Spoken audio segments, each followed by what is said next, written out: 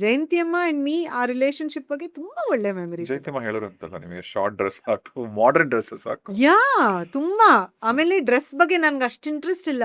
Even I mean ನಾವ್ also U C me in real life, ನಾನು ಅಷ್ಟಕ್ಕಷ್ಟೇ YONO ತುಂಬಾ jewellery ಆಗಲಿ ಇದಾಗಲಿ ಎಲ್ಲ ನನಗೆ ಅಷ್ಟು ಇಂಟ್ರೆಸ್ಟ್ ಇಲ್ಲ. ನೇಲ್ ಪಾಲಿಶು ಇದೆಲ್ಲ. ಜಯಂತಿ ಅಮ್ಮ ವಾಸ್ ಯಾವಾಗಲೂ ನೀಟಾಗಿ ಪಾಲಿಶ್ ಹಾಕೊಂಡು ಪಾಲಿಶ್ ಚೇಂಜ್ ಮಾಡಿಸ್ಕೊಂಡು ನಾನು ರೆಡಿಯಾಗಿ ಬಂದೆ, ಏನಿದು ಏನು ಹಿಂಗೆ ರೆಡಿ ಆಗಿದೆಯಾ ಅಂದ್ಬಿಟ್ಟು ಅವ್ರದ್ದೇ ಏನೋ ತೆಗೆದ್ಬಿಟ್ಟು ಹಾಕಿ, ಇದು ಹಾಕೋ ಹಿಂಗೆ ಮಾಡು, ಇದೇನಿದು ಇಲ್ಲ ಸ್ಲೀವ್ಲೆಸ್ ಹಾಕೋ, ಶಾರ್ಟ್ ಡ್ರೆಸ್ ಹಾಕೋ, ಶಾರ್ಟ್ಸ್ ಹಾಕೋ, ಇದೇನು ಯಾಕೆ ಸೀರೆ ಉಟ್ಕೊಂಡಿದ್ಯಾ, ಯಾಕೆ ಇದು.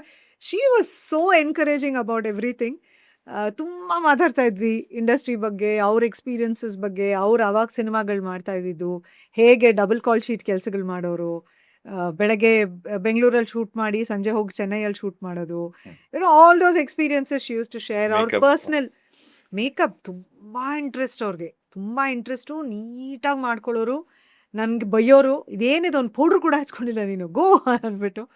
ಸೊ ಆಲ್ ದ್ಯಾಟ್ ಬೇರೆ ಟೈಮಲ್ಲಿ she so ಫೊಗೆಟ್ಫುಲ್.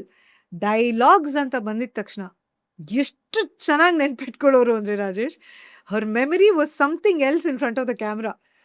I think they were all born artist.